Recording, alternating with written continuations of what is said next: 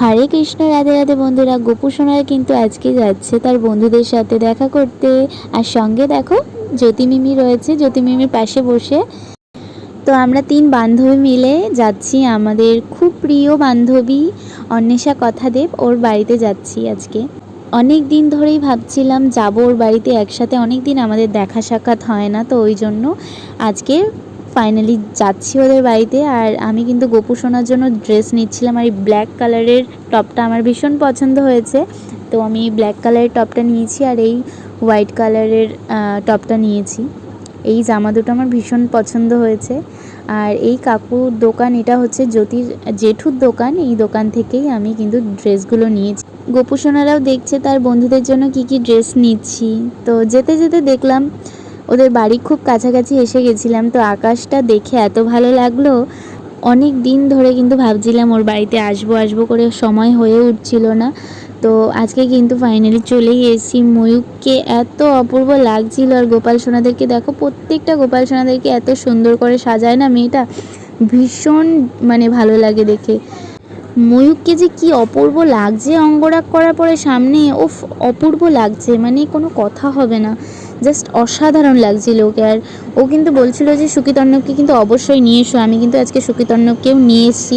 আর গোপাল সোনারা একসাথে হলে না বেশ ভালো লাগে, আর ওরা ভীষণ মজাও পায়, একসাথে হয়ে বেশ মজা করে, আড্ডা দেয়। তো ময়ূককে দেখো কি যে অপূর্ব লাগছে, আর প্রত্যেকটা গোপালকে ড্রেসগুলো এত সুন্দর সুন্দর করে পরায়, ও সাজগোজ করায় না, ভীষণ ভালো লাগে ওর গোপালদেরকে। সুকিতর্ণ ভীষণ মজা পেয়েছে, দেখো ওদের মুখটা কি যে আনন্দ পেয়েছে, বন্ধুদের সাথে আজকে দেখা হয়েছে, ওদের সাথে কত গল্প করবে, তো ভীষণ মজা পেয়েছে ওরা। আর আমি কিন্তু ওদের বাড়িতে আসলেই মানে ম্যাক্সিমাম টাইমে ওদের গোপালদেরকে ভোগটা আমি খাওয়াই, বেশ ভালো লাগে আমার পুজো করতে। তো আমি কিন্তু গোপালদেরকে ভোগ দিয়ে ওদেরকে সন্ধ্যা আরতিটাও করলাম। আবার অনেক দিন পরে গোপাল সোনাদেরকে নিজের হাতে ভোগ দিয়ে ওদেরকে আরতি করার ভীষণ মানে যে আনন্দটা, মানে সে বলার না, ভীষণ ভালো লাগছিল। ময়ূকের মুখটা সত্যি দেখো কি যে মায়াবী না, মানে গোপালটা আলাদাই ওর মায়াবী মুখ।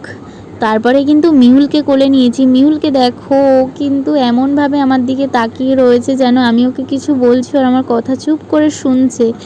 তো এত কিউট না, আর কি ড্রেসটা কি সুন্দর পরিয়েছে গোপালকে দেখো। আমি তো কি যে ও করছিলাম ওকে নিয়ে, তারপরে কিন্তু আমরা সবাই মিলে একটু সেলফি তুলে নিলাম। আর এখানে দেখো মিশুককে দেখো, কানের দুলটা যে কি লাগছিল পরিয়ে না, মুখটাই আলাদাই চেঞ্জ হয়ে গেছে। কিন্তু এই গোপালটার হাত ভেঙে গিয়েছিল, আমি এই গোপালটাকে ঠিক করছিলাম ওর।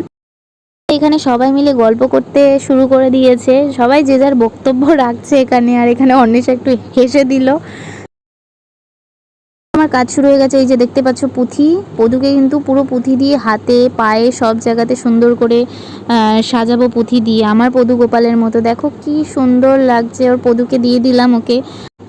আর ও তো ভীষণ খুশি হয়ে গেছে গোপালকে দেখে, এত সুন্দর সাজ দেখে। আর এই যে দেখো বাবলি, ওর ছেলে তো আমাকে দেখেই যাচ্ছে, ভাবছে মিমি ফোনটা নিয়ে আমার ফটো তুলছে না ভিডিও করছে, কি করছে বুঝতে পারছে না। তো ও তো তাকিয়েই রয়েছে এক দৃষ্টিতে। অনেক দিন পরে আমরা একসাথে হলাম, আর একসাথে হলে তো ভীষণই মজা করি।